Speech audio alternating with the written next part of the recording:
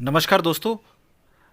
उत्तराखंड में फॉरेस्टर की परीक्षा जो कि यूके ट्रिपल एस सी के द्वारा कराई जानी है, उसका पाठ्यक्रम बहुत सारे अभ्यर्थी पूछ रहे थे, तो उसको मैं थोड़ा आपके सामने आज एक्सप्लेन करूंगा और आप किस तरीके से इसकी तैयारी कर सकते हैं इसके बारे में हम बात करेंगे।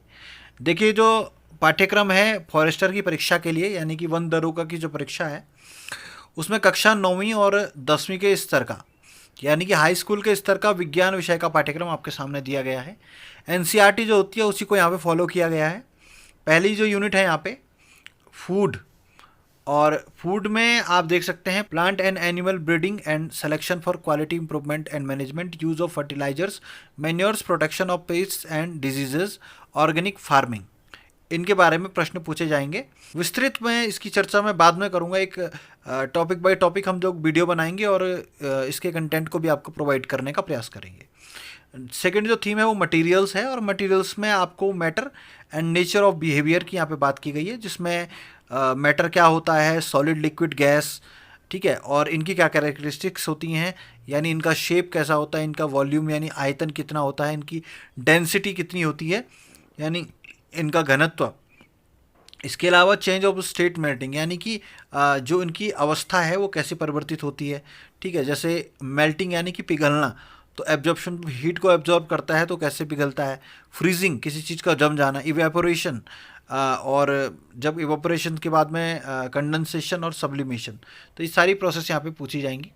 इसके अलावा नेचर ऑफ मैटर कैसा होता है, तो मैटर की जो प्रकृति है, पदार्थ की जो प्रकृति है, जिसमें elements, compound, mixtures, heterogeneous, homogeneous mixtures और कोलोइड्स और एंड सस्पेंशन के बारे में पूछा जाएगा। इसके बाद particle nature, basic nature, particle nature, basic units, तो एटम और मॉलिक्यूल्स क्या होते हैं, लॉ ऑफ कांस्टेंट प्रोपोर्शन क्या है, एटॉमिक एंड मॉलिक्यूलर मासेस क्या होते हैं, मोल कॉन्सेप्ट क्या होता है, relationship of mole to mass and of the particles and numbers, valency क्या होती है, chemical formula of common compounds क्या होते हैं, स्ट्रक्चर ऑफ एटम क्या होता है, ठीक है, इसमें इलेक्ट्रॉन, प्रोटॉन और न्यूट्रॉन क्या होते हैं, आइसोटोप्स एंड आइसोबार्स क्या होते हैं, ठीक है। इसके बाद थीम की हम बात करते हैं। तीसरी जो यहाँ पे है वो है the world of the living.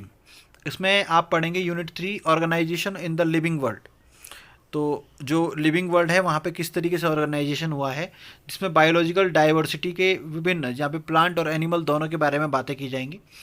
इसके बाद में सेल की बेसिक, जो कि बेसिक यूनिट ऑफ लाइफ है, उसके बारे में कितने तरीके की सेल्स होती हैं और उसके क्या क्या पार्ट्स होते हैं, इनकी बात यहाँ पे होनी है।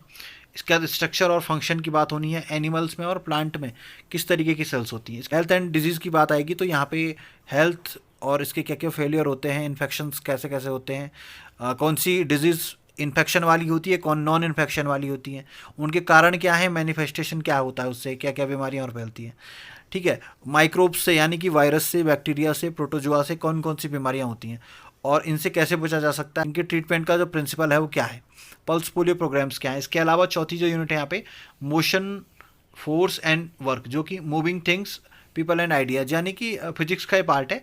तो मोशन और मोशन के तो अलग अलग पार्ट्स यहाँ पे देखिए आप, distance, displacement, velocity, acceleration, momentum इत्यादि सारी चीज़ें यहाँ पे आ जाएंगी।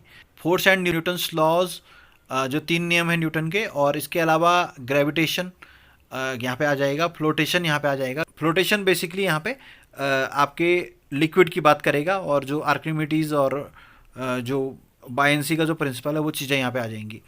वर्क, एनर्जी एंड पावर की बात होगी, साउंड की बात होगी, ठीक है, जिसमें आपको सोनार और रडार इत्यादि के बारे में भी प्रश्न यहाँ पे पूछे जा सकते हैं। इसके अलावा नेचुरल रिसोर्सेज अगला जो टॉपिक है, जो इन्वायरमेंट से संबंधित है, इसमें physical resources, air, water, soil के बारे में क्वेश्चंस होंगे। बायो जियो केमिकल साइकिल्स के बारे में क्वेश्चन होंगे। इसके अलावा जो अगला यहाँ पे है दैट इज़ केमिकल सब्सटेंसेस, जहाँ पे नेचर एंड बिहेवियर की बात होगी, acid, basis and salts, chemical reactions, metals and non metals, ये पूरा क्लास 10th का सिलेबस है।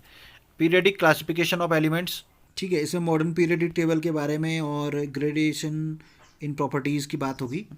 इसके बाद जो अगली थीम है the world of the living, इसमें वर्ल्ड ऑफ लिविंग की बात होगी, लाइफ प्रोसेसेस किस तरीके से चलती हैं, कंट्रोल एंड कोऑर्डिनेशन एनिमल्स और प्लांट में किस तरीके से होता है, रिप्रोडक्शन कैसे होता है, हेरिडिटी एंड इवोल्यूशन की बात होगी, थिंग्स कैसे वर्क करती हैं, इफेक्ट ऑफ करंट क्या होता है, मैग्नेट्स कैसे काम करते हैं, नेचुरल फेनोमेना की यहाँ पे बात होगी, नेचुरल रिसोर्सेज की यहाँ पे बात होगी, conservation of natural resources, the regional environment, sources of energy जो कि क्लास 10th साइंस के अंदर एक पार्ट है, और आवर इन्वायरमेंट। तो ये पूरा सिलेबस जो है यहाँ पे क्लास 10th का सिलेबस है। इसकी कुछ वीडियोस में स्पेशली क्लास 10th की फिजिक्स के कुछ वीडियोस में बना चुका हूँ पहले, मेरे चैनल पे आपको मिल जाएंगे।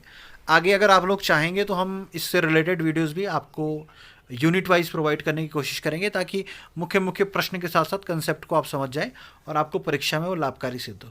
तो अगर आप चाहते हैं कि इसके ऊपर भी हम वीडियो बनाएं तो आप कमेंट करके ज़रूर बताइएगा। तो अधिक स्टूडेंट्स अगर चाहेंगे तो एक सीरीज़ इसके ऊपर हम लाने की पूरी कोशिश करेंगे। तो जल्द मिलते हैं नई वीडियो के साथ। चैनल को सब्सक्राइब करना ना भूलें। बहुत बहुत धन्यवाद।